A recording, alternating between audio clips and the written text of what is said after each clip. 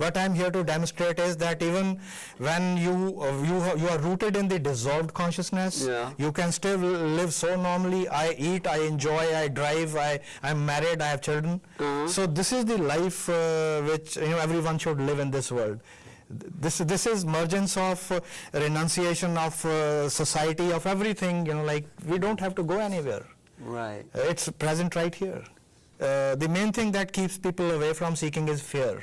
Fear of losing their mind, their eye center. Right. So when they see that, even when, the state of consciousness is very different, they lose nothing. They still exist very normally. So then they start relaxing and, they begin the process. But is there a point where you'll just be the ocean and not this personality? Yeah, I'll tell you, because in me, it's like I would use an analogy like it's like you switch off an engine, you turn it off. Yes. Now the car or whatever it is will roll a couple of feet and stop. Right. I'm in that phase where I'm not motivating myself. There's no motivation left as such. It's the past momentum which is carrying me.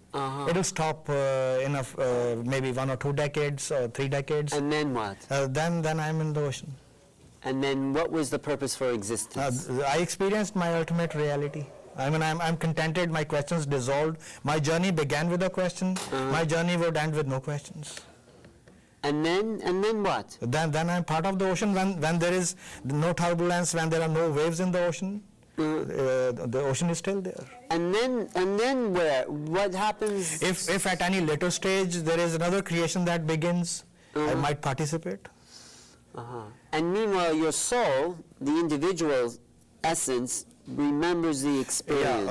I'll take an example to clarify that. If we have a flame, a candle or anything, and we hold it against the background of the sun, we won't see it because the sun is brighter. Right. But it still is there. Right. So when you fall into the ocean, the individual consciousness is still present as a separate entity, but like it is part of the whole as well as individualized. That enrichment came through creation. When creation began, the state was not like that. So you return to the ocean, but you don't forget your lifetimes, but you don't remember them. But there is you have no urge to remember them. When you taste something sweeter, something higher and more blissful, then you don't tend to return back. So it's a state like that. And everyone's going to be arriving at this This state. is the end point for everyone. But in the next couple of decades, there will be more. Do you feel that part of the? Absolutely, absolutely. And what can we do? This is why I do this program, because I know that's possible. This is what we can do. You are doing it. Like the more people who listen to this, they'll awaken. They might develop a curiosity. They might find an urge to seek. But they might already have that. Because this is universal. It has to be awakened. It doesn't have to be put into any self from outside. It only has to be stirred up. Okay. It is already there in every self, even disbelievers. Even see this entire world. Everyone is seeking. Show me one person who is not seeking.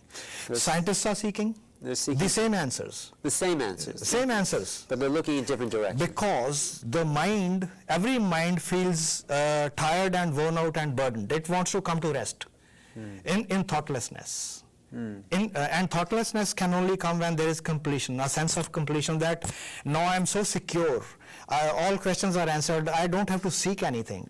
So when seeking ends, living doesn't end yet. Then true living begins. I call that supreme living. True living. This That's is true super living. consciousness. Yeah, that is super conscious living. But do you ever get angry? Do you have these human emotions still possible? Because the body carries all those things, the device can express in any mode, any emotion. But I don't try to improve that, I don't try to judge that. It's like weather changing. There is a storm on a certain day, next day it's bright sun and calm. So things may arise, but they arise, and then but you're not the personality that's engaging them. No, I'm not engaging. I'm not trying neither to maintain them, not block them. They happen. I'm not doing anything. In fact, I'm not present there in that way as an observer.